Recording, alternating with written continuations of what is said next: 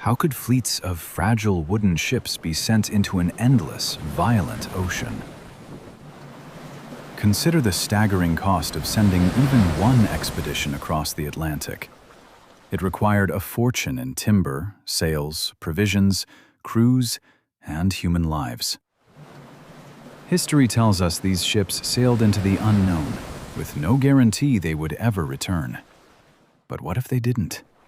What if those voyages weren't acts of blind exploration, but the final step in a much older story? That question stayed with me when I visited the San Diego Maritime Museum. Standing on the deck of one of its historic ships, I kept thinking about those Portuguese expeditions. How could anyone send ships like these into the Atlantic without knowing what waited beyond the horizon? Then I saw the maps on display. And another possibility occurred to me. What if the Portuguese were not starting from nothing? What if they already had maps? And what if those maps had survived through the Knights Templar? In Portugal, the Templars survived as the Order of Christ.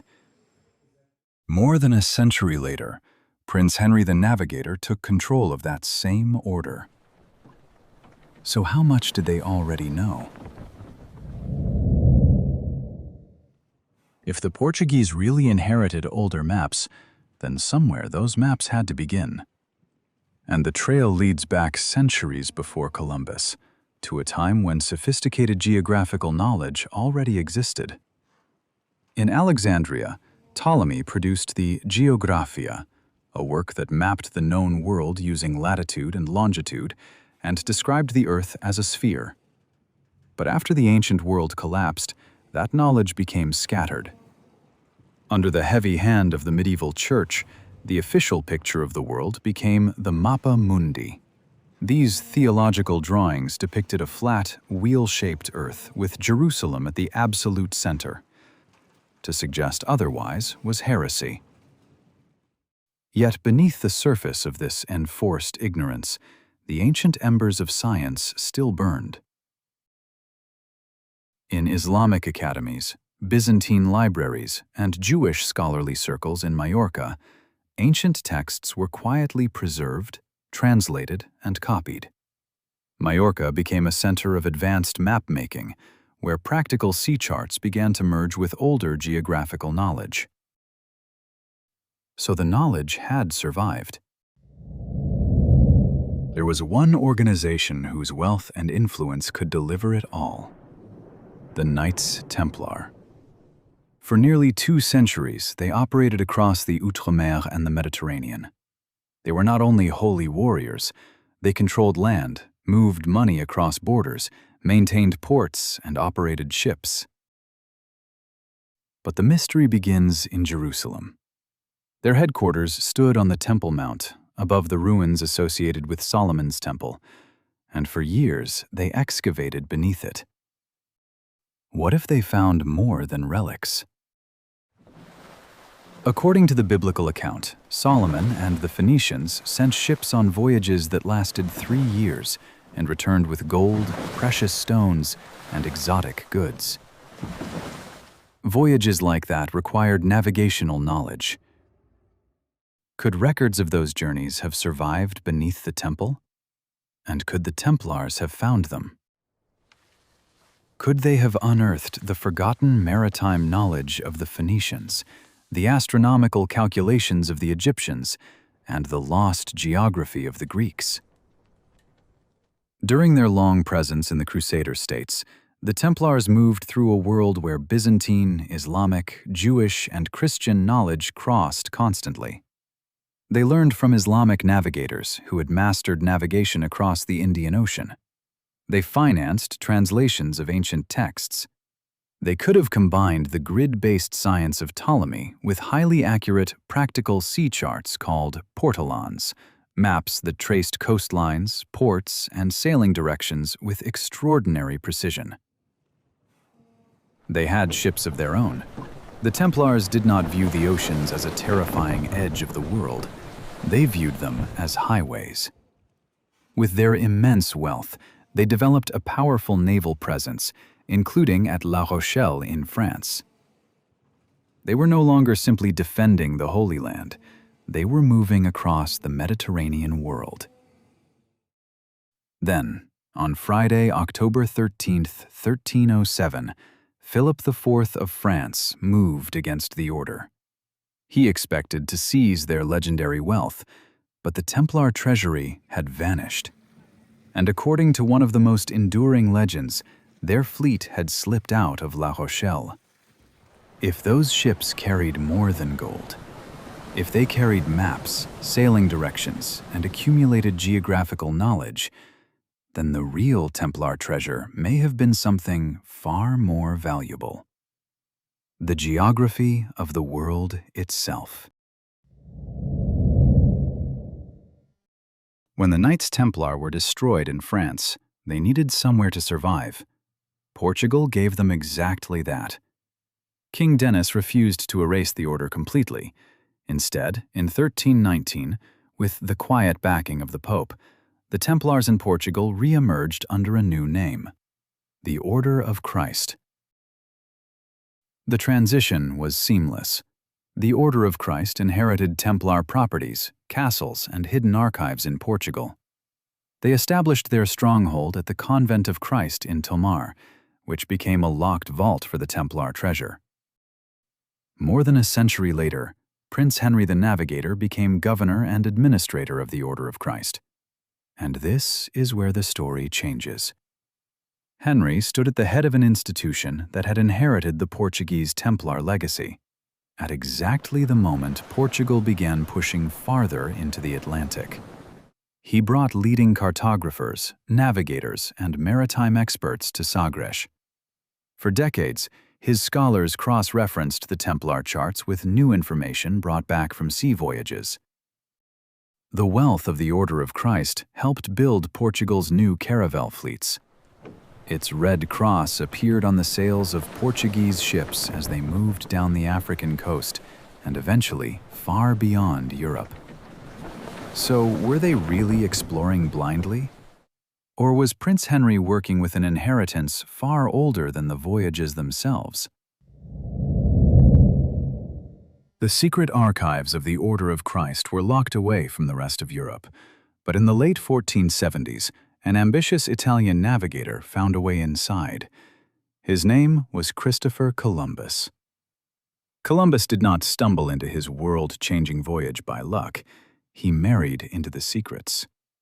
In 1479, Columbus married Filipa Moniz Perestrello.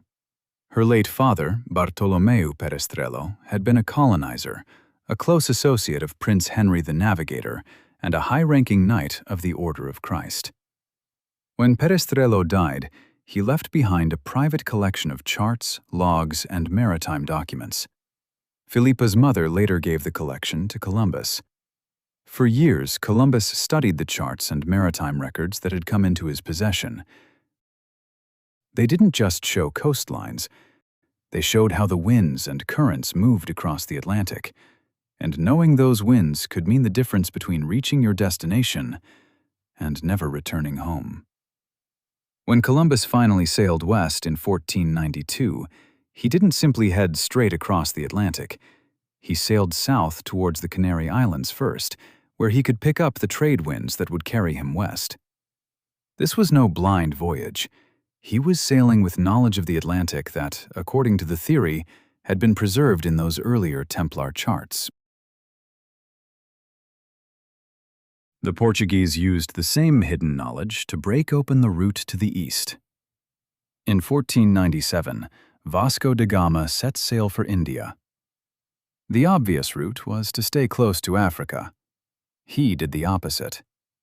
Instead of hugging the coast, da Gama turned west and drove his ships deep into the open Atlantic, far away from land, before sweeping back toward the southern tip of Africa.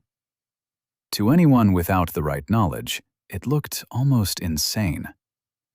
This was the Volta do Mar, a navigation technique that used the Atlantic's wind systems and currents instead of fighting against them.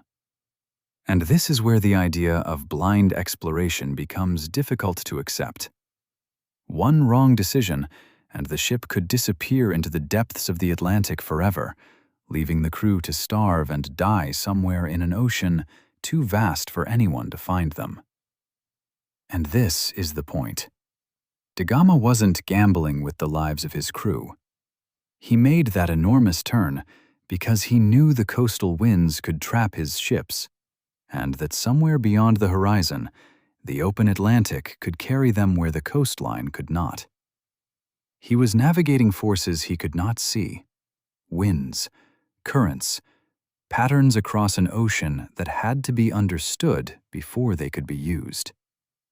If that knowledge had been inherited through the Portuguese maritime tradition, and ultimately through the Order of Christ, then the maps were no longer just showing them where land existed. They were showing them how the ocean itself worked. But some of those maps disappeared for centuries. In 1929, an extraordinary map was rediscovered in the library of Topkapi Palace in Istanbul. It had been drawn more than 400 years earlier, in 1513, by the Ottoman admiral Piri Reis. The surviving fragment showed the western coast of Africa and the eastern coast of South America with extraordinary detail. But the most intriguing part is not simply what appears on the map. It is what Piri Reis said about his sources. He wrote that he had not surveyed these lands himself. He had compiled his map from older charts, including Portuguese maps, material connected with Christopher Columbus, and sources he believed reached back to the time of Alexander the Great. Think about what that means. More than 1,800 years after Alexander, a 16th century cartographer was still claiming to work from maps whose origins disappeared deep into the ancient world. And Piri Reis was not the only anomaly. The Cantino Planisphere, drawn in 1502, already showed the coast of Brazil and the Caribbean with remarkable detail, while European exploration of those regions was still unfolding. Perhaps the Portuguese were not sailing into complete darkness, but following knowledge gathered, preserved, and passed from one civilization to another, until eventually it reached the Order of Christ. Could the Age of Discovery have been more than an era of exploration? Could it have been a retrieval mission, returning to lands and sea routes that had appeared on maps centuries before? So, could all of this suggest that a map of the world already existed before those ships ever left port? And the Templars may have had one final reason to keep such maps secret. After their suppression, they had learned that no refuge lasted forever. Kings died. Alliances changed. Today's protector could become tomorrow's enemy. If they believed there were lands beyond the known world where they might one day find safety, why would they leave behind the maps that could lead others there? Thanks for watching, and I'll see you in the next one.